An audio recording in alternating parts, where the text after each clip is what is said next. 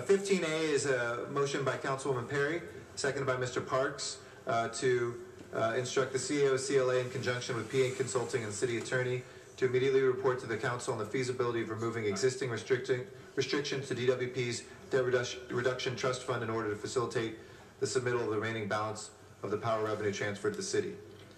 15B, which would come next, is Councilwoman Jan Perry, seconded by Councilmember Paul Krikorian, which is that item number 15 today include the following recommendations: to instruct the CLA and CAO to work with PA to obtain information on DWP on its strategy for projected job creation, its renewable portfolio standards, and increases in energy efficiency, the demand side management, how they will implement its programs with specifics on how those components relate to jobs, and PA Consulting can analyze how job projections were created. Instruct and request the aforementioned parties to begin a draft for a renewable portfolio standard, demand side management, and power revenue transfer that adheres to transparency issues.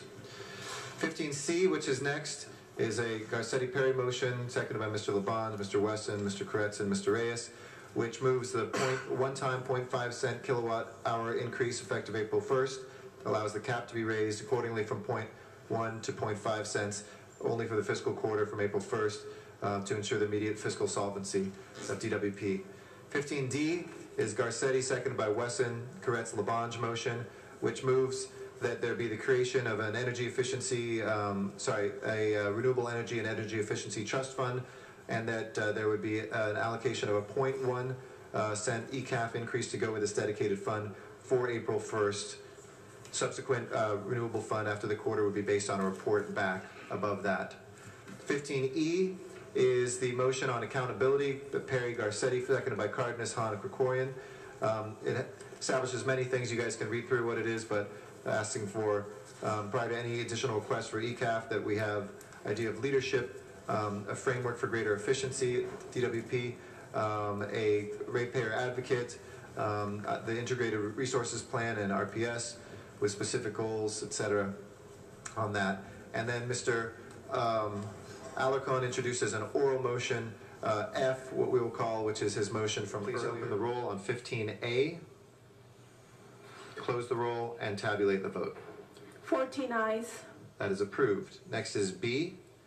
If we can please open the roll on 15B, close the roll, and tabulate the vote. 14 ayes. That is approved.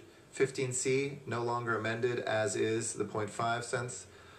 Please open the roll, close the roll, and tabulate the vote. 9 ayes, 5 noes. That is approved.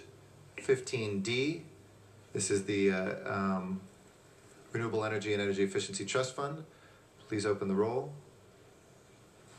Vote on the last one to no. Didn't get it on it fast enough. That won't change the outcome. Okay, all right. Make sure that's recorded. Close the roll and tabulate the vote. 10 ayes, 4 noes. That is approved. 15. And that same one? Okay, we'll put Smith down on both. That is approved. 15E. Now, Mr. Alarcon, did you want to restate any of the specifics of your motion to incorporate parts of F into E? Yeah, as I understand it, there are several things already included in these motions that were part of my motion, but let me, item number 1 was develop and adopt a plan to dedicate. So please open the roll on 15E, close the roll and tabulate the vote. 12 ayes, 2 noes. I think Mr. Rezine and Mr. Krikorian both want to be recorded as yes. Motion, which is reintroduced.